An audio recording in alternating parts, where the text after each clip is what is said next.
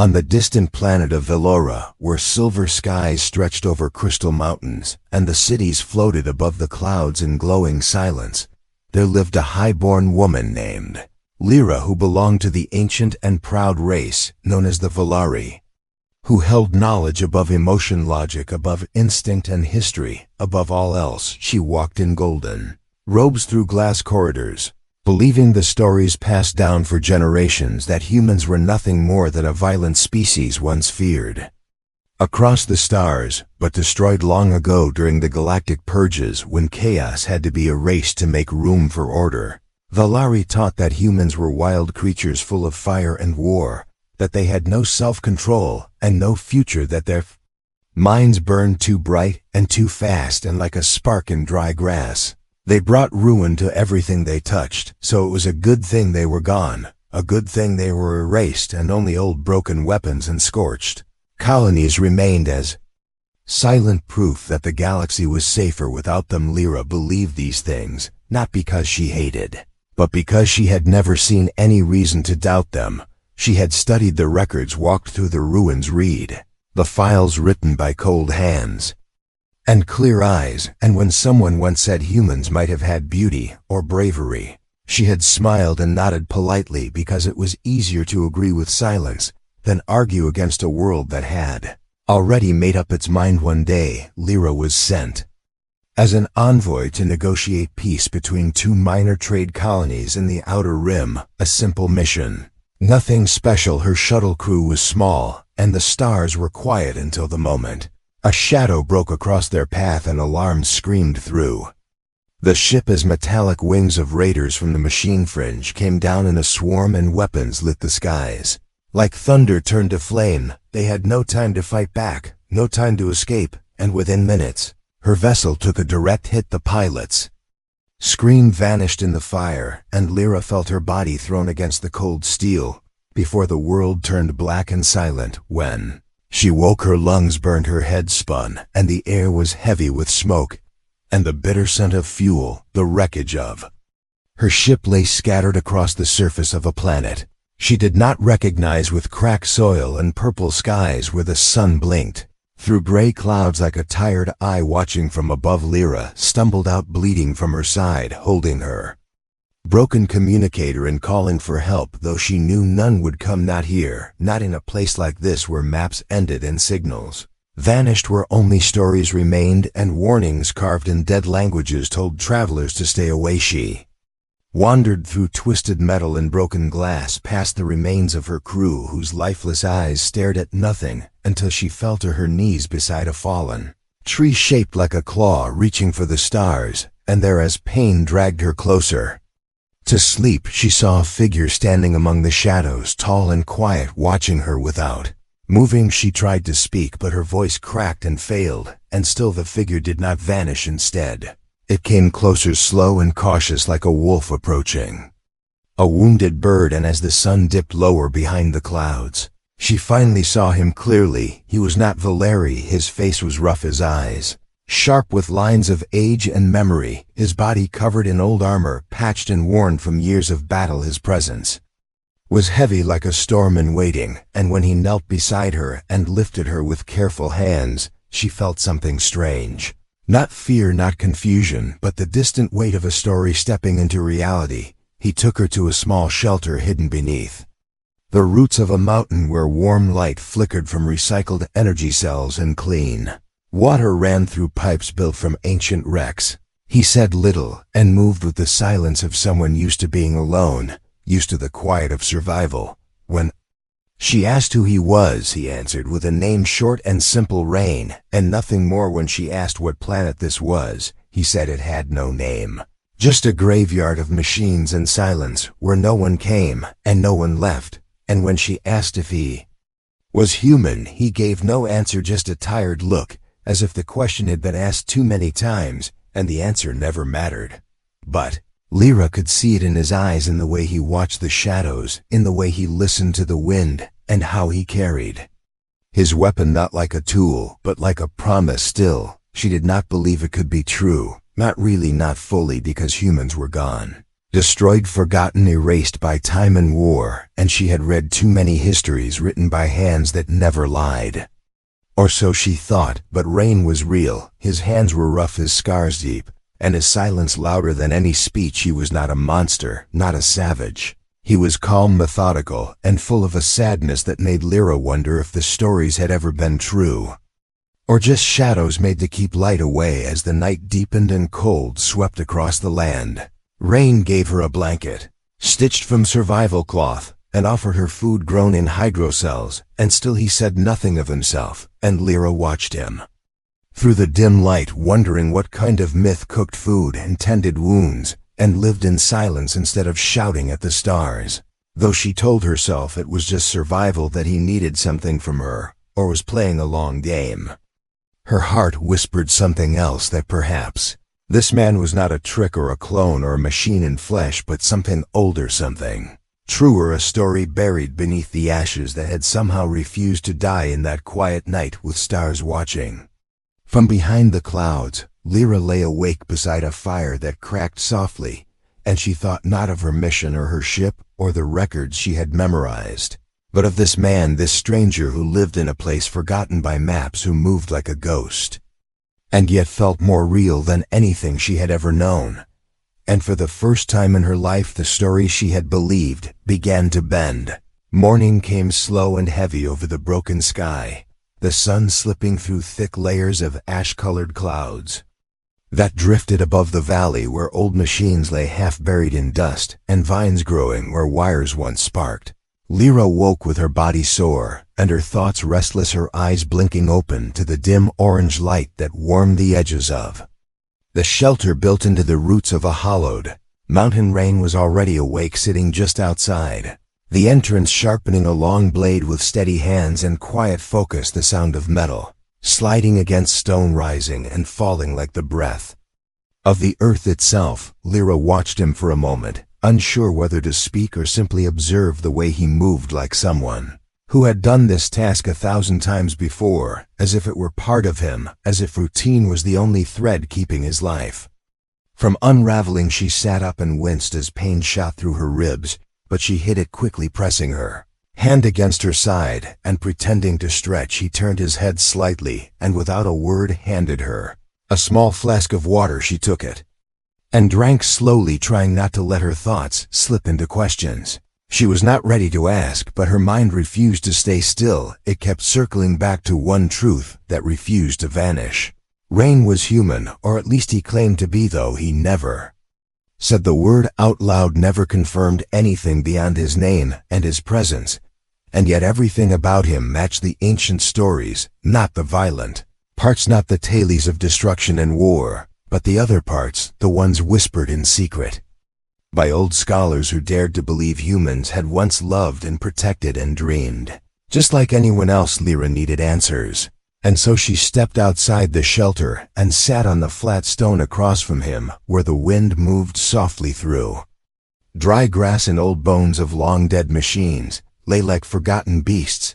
She looked at Rain and asked, "Where did you come from?" His eyes lifted to hers, calm and unreadable, before turning back to the blade, and he answered, "I stayed behind." It was not the answer she wanted, but it was the only one he gave, and so she asked again, "Why would you stay when everyone else is gone?" He paused for a moment, the stone still in his hand, then said, "Someone had to remember," and that was all he said before standing up and walking toward the ruins. Lyra followed, keeping pace behind him as they moved through broken paths and shattered structures, their feet kicking up dust that had not been touched in years.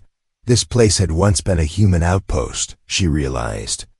The walls bore signs in old languages, and machines sat rusted in corners like sleeping giants, waiting for a war that never came. Rain moved through it all with quiet ease, unlocking doors with codes no one should remember, fixing systems that sparked to life at his touch. Lyra watched with a growing sense of awe and confusion, her mind torn between what she had learned and what she now saw with her own eyes. She asked him why he never left, why he didn't try to contact the outside world, and he only said, "What would I say? That I'm a ghost from a story no one believes in anymore. They would come to study, or to kill, or to forget." I have no place in that world anymore. Lara felt something shift in her chest, a strange kind of ache she had never known before, not pity but something deeper, like understanding beginning to take root where doubt had once lived. Spent the day exploring the outpost and gathering supplies.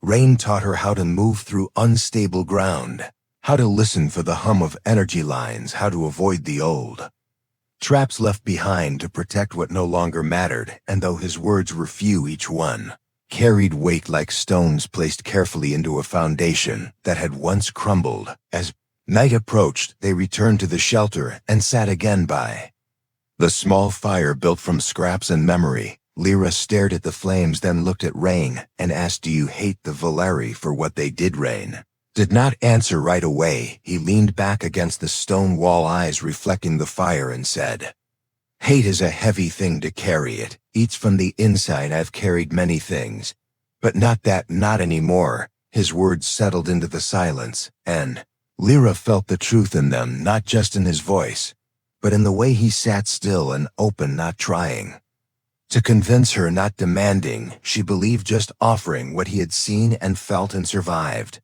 She told him then about the stories she had been raised with, about the lectures and the books and the images of humans as destroyers, as beasts who had no place in the stars. She told him about the museum in her city, where the last human relic was kept behind glass, and how people walked past it without even looking, as if it were just another fossil from a world best forgotten. Rain listened without judgment, and when she finished, he said, "Maybe we were all of those things. Maybe we were terrible and beautiful. Maybe we built wonders and broke them. Maybe we reached too far and paid the price. But we were never myths. We were real, and we mattered." Lyra looked at him and saw not a ghost, not a threat, not a mistake of the past, but a man who had chosen to live with the truth, even when the rest of the galaxy had turned away from it. She felt her beliefs shaking, crumbling, like the ancient towers around them, and in their place something new was beginning to rise. She did not speak again that night, but as she lay beside the fire, wrapped in warmth and silence, she thought about Rain, not as a human, not as a symbol, but simply as a person who had stayed behind, not for revenge, not for pride, but to remember and to wait. Outside, the wind moved like a song through the valley, and far above, the stars watched in silence as one woman began to believe in something she had once called impossible.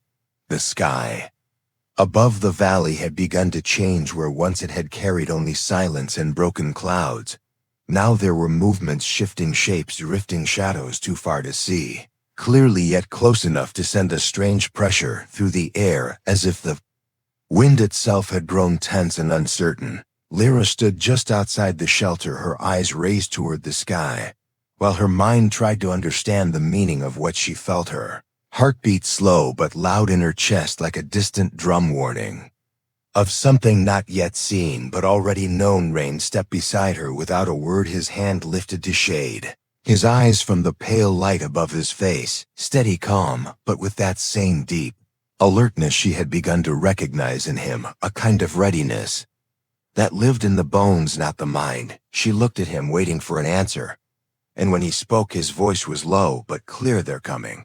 She asked who, and he answered, not with names, but with purpose. "Those who don't want the past to live, those who clean the galaxy with fire, those who think silence is safer than truth. They followed your signal, the crash, the beacon. Someone picked it up, and now they send machines to finish what others left undone." Lyra felt her breath catch in her throat, her fingers curling at her sides as her thoughts rushed through every warning, every story about rogue factions, the machine fringe, the automated remnants of ancient wars that now hunted the weak to protect old commands once written by hands long dead. She asked, "How long we have?" and Rain looked toward the ridge, then said, "Not long enough to run, but maybe enough to stand." She had never fought in battle, not like this, not where life and death waited on the edge of every step, but when she looked at Rain and saw the way he had already begun to move, gathering old weapons, activating half-buried turrets, brushing dust from broken control panels, she felt something stir within her, not fear, not yet, but a rising current of something sharper than Logic, something that had no place in Valari temples or history halls. Something that felt a little like Karajarain. Moved like time, had no weight, like his body remembered every motion before it began. And as she watched him repair a long-range cannon using nothing but scrap and instinct, she saw more than a man. She saw a memory in motion, a flame that had refused to go out even when the stars had turned away. He taught her quickly, not with long words or theory, but with short commands, clear gestures and constant practice. He showed her how to load a plasma cell, how to track energy signatures, how to hear the difference between silence and danger, and though her hands shook and her breath sometimes stumbled, she followed every instruction with full attention, knowing this was no simulation. This was not a lesson. This was survival. They worked through the day while the sky above darkened, not with night, but with the quiet promise of what was to come. And when the sun dipped low and the fade code, when first shadow passed across the mountain, Rain turned to her and said, "It begins now." First wave came fast, no warning, no sound. Just a sudden flash in the clouds, and then the whine of descent engines as black shapes dropped from the sky, sleek and cold like knives falling from a giant's hand. They hit the ground with crushing force, then rose up, legs unfolding, metal limbs reaching forward, and red lights glowing like dead stars. Reborn Rain opened fire before the machines could fully orient. His turrets spinning to life and cutting through the air with a scream of energy bolts. One machine went down, its chest bursting into fire. Another staggered as Lyra activated the field trap, sending a pulse that froze its circuits just long enough for Rain to strike the core with a charged spear that hissed and sparked. As metal burned, Lyra did not think, she only moved her hands, responding to every command. Her eyes focused on the field around them, where smoke rose and the machines advanced. Like a tide that did not feel pain or fear, Rain moved through it all like a storm, not wild, but controlled, not angry, but certain. Every step measured, every strike efficient, his armor dented and his breath steady like a warrior carved from memory. More machines fell, but more came behind them, each one faster, heavier, more determined. And soon the ridge was filled with flashing light and broken steel, and the ground shook beneath their feet as the machines pushed forward with brutal force. One slammed into the turret, breaking it in half, and another sent a bolt of energy that missed Lyra's shoulder by inches, leaving a trail of scorched air in its wake. Rain grabbed her, pulled her behind cover, and looked at her with eyes that held no panic, only fire. "Stay low, aim high, don't waste your shots. Let them come to you," he said. And she nodded, gripping her weapon tighter as her heart roared in her ears. They fought through the night with fire in their lungs and blood on their hands, and the old valley became a place of thunder and flame where two souls stood against a storm that had no face, no voice, only endless hunger and cold. Rain's body took hits, his armor cracked and blood ran down his arm, but he did not slow, did not stop. He fought like a promise, like a story that refused to fade, and Lyra saw him not as a relic, not as a myth, but as a truth that moved and bled and stood between death and life with nothing but will and strength. When the last machine fell, when the sky finally stopped raining fire and the valley grew quiet once more, Lyra stood in the ruins, breathing hard, her hands shaking, her body aching, but her spirit alight with something new, something alive. Rain sat against a stone wall, his face pale, his eyes half closed, but when she ran to him, he smiled just a little and said, "Told you we don't give up." In that moment she believed, not because of stories, not because of history, but because of him, because she had seen it with her own eyes. The fire, the fight, the choice to stand when others fell, and she knew then, no matter what her people had taught her, the truth of humanity was not lost. It lived, and it had fought for her. The air was thick with smoke and silence, the kind of silence that arrives only after something terrible has passed, but not fully gone. Lyra sat on the ground, her back against a broken wall, her arms trembling, not from fear, but from what had just ended or what had only just begun. Around her, pieces of metal lay scattered, the bodies of machines burnt and broken, some still giving off weak sparks like dying stars fading into dust. Rain was nearby, his body wounded, his face pale, but his eyes open, watching the horizon, as if expecting more, even though they had already faced more than most would survive. Lyra crawled closer to him, not with panic but with care, her hand reaching to touch his arm, and when her fingers brushed the torn fabric of his sleeve, she felt the warmth of blood still flowing beneath his skin, which meant he was alive. He did not speak right away, and neither did she, because words had no place in moments like these, where only breath and heartbeat mattered more than explanations. He looked at her not with pain but with quiet pride, and she looked back at him not with questions, but with something deeper, something she had never felt before and could not name yet. It lived in her chest like a new sun rising after long shadow. After a while, Rain tried to stand, and though his legs shook, he did not fall. Instead, he walked slowly toward the edge of the ridge where the machines had first come from, and stood there with his hand resting on a bent pole that had once held a warning sign, now melted and unreadable. Lyra followed him, her steps careful, the world around them still strange and raw with the scent of war. She asked him if more would come, and he nodded, not because he knew for sure, but because he had lived long enough to know how unfinished wars always reach back to those who survive them. She asked what they should do, and he said survive again. Rain led her down a narrow path that wound between shattered cliffs and hidden canyons, a path he said only he knew because he had carved it himself years ago. When he first made this place a shelter, he never expected to share, but now had no choice.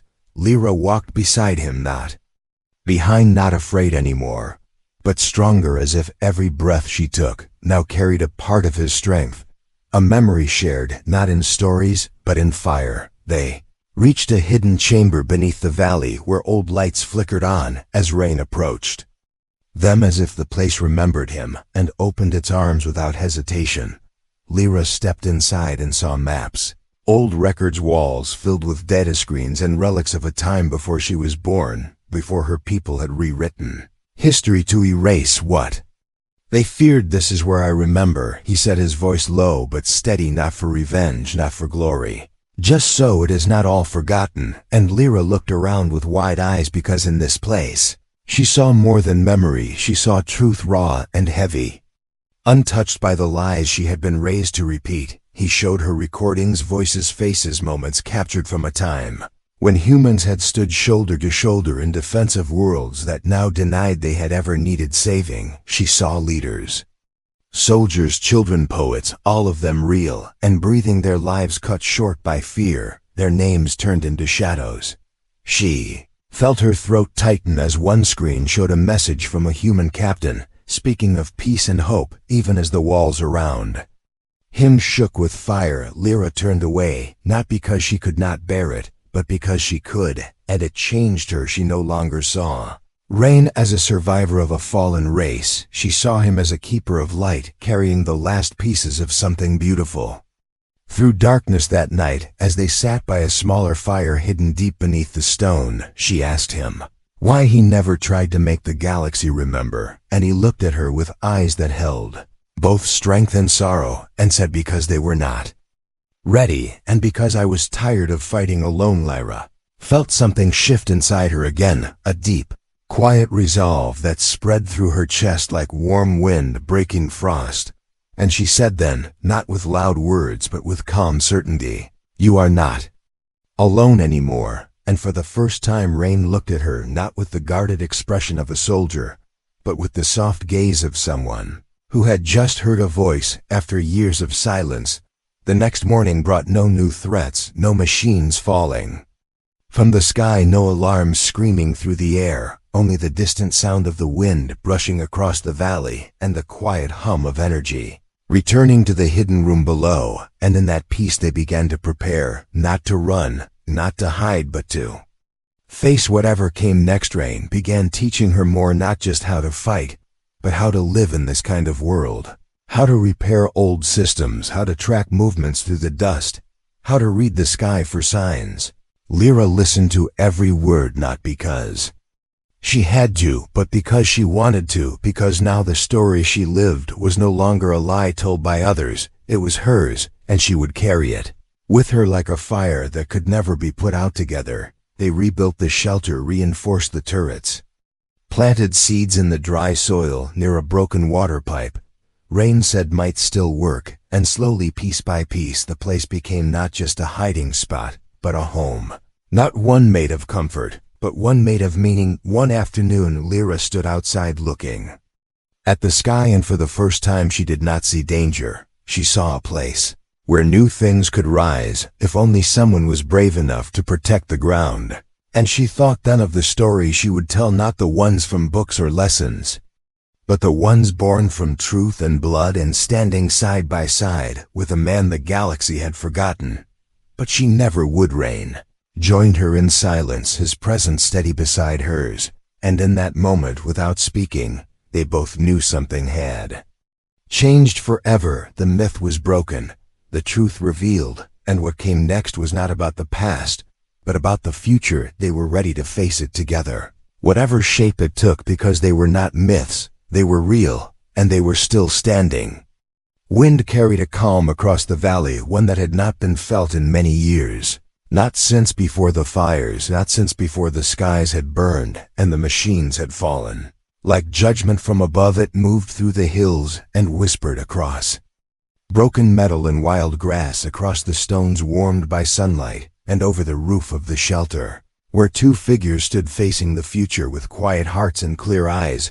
Rain stood at the edge of the ridge, his arms folded, his body still scarred from the last battle, but healing slow and sure, the marks of survival like old words, written into the skin of a man who had never asked for glory, only for the truth to remain. He looked out across the land and said little, for there was nothing left to explain to Lyra, who now stood beside him, not as a visitor, not as a stranger, but as someone who had walked through fire and chosen to stay. She no longer wore the robes of her people, now dressed in practical fabric, shaped for movement, shaped for work. She held in her hand a small device blinking with a soft blue light, a signal beacon she had repaired herself, using parts found in the ruins below. And now that beacon sent out one message, not a call for rescue, not a plea for power, just a simple truth broadcast into the stars.